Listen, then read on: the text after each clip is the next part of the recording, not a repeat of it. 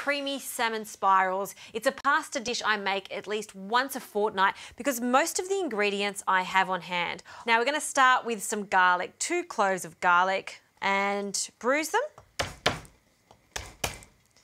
and finely chop them. Now whenever you're making a pasta dish like this, have everything prepared. So I have a big pot of salted water ready to go. The pasta is going to take about 7 minutes. I always like to cook mine a little under so we get that perfect al dente finish. Okay, that is looking good. I'm going to turn the flame on.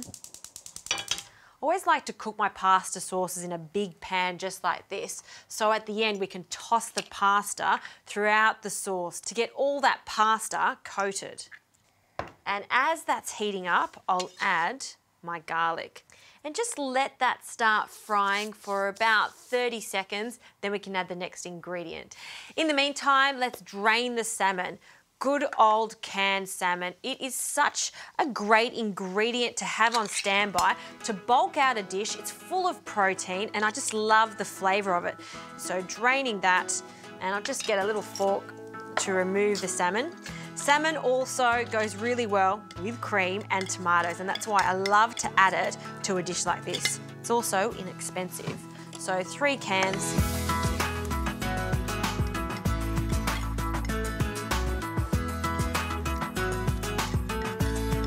Okay, that is ready. Let's go back to the garlic. Ooh, it's nice and golden. So we're going to add 2 tablespoons of tomato paste.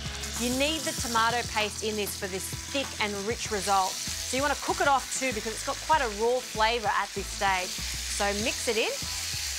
And once this starts to become quite dark in colour and mix in with that oil, we can add the vodka. So about 40 mils of vodka.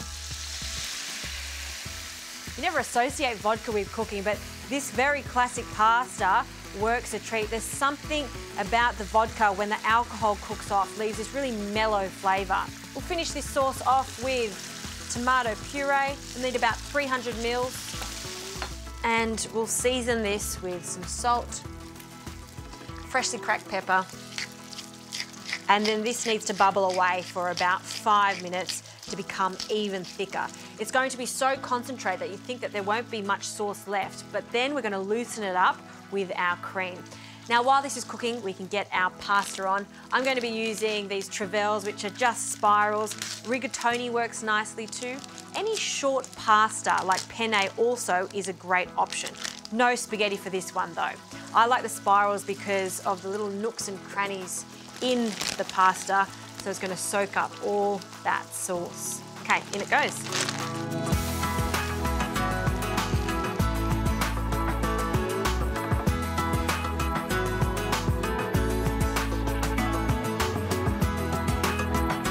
This sauce has reduced significantly, so we can add our cream now.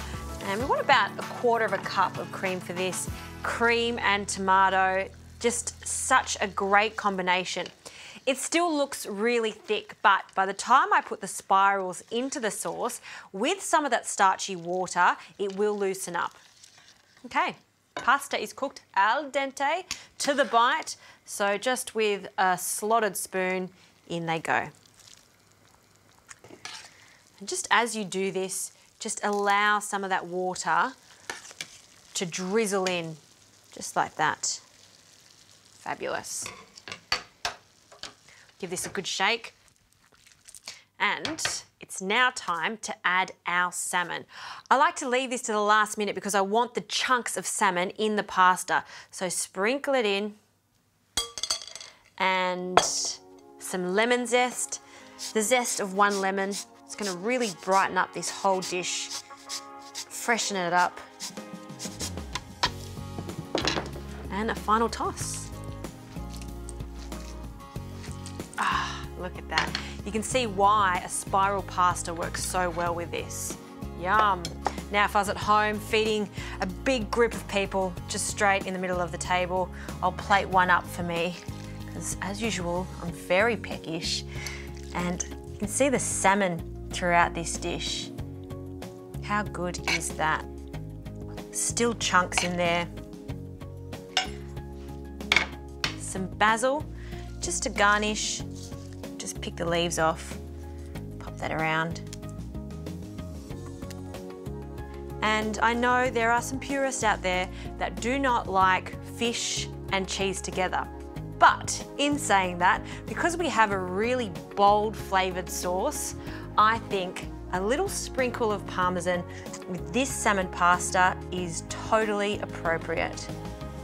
There you have it.